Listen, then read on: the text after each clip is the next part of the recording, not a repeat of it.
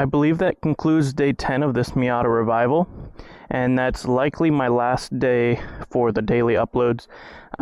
It is starting to rain a little bit, so I look a little silly with my helmet on here, but it is starting to rain a little bit, so I'm going to pull the car back in here. But I just wanted to put it in the light and show you guys the major difference from the beginning of this series. I'm excited to get this car to the car show. The only thing I could think of doing at this point would be a little tire shine, but I do need to start working on the 91, get that car ready for the car show as well.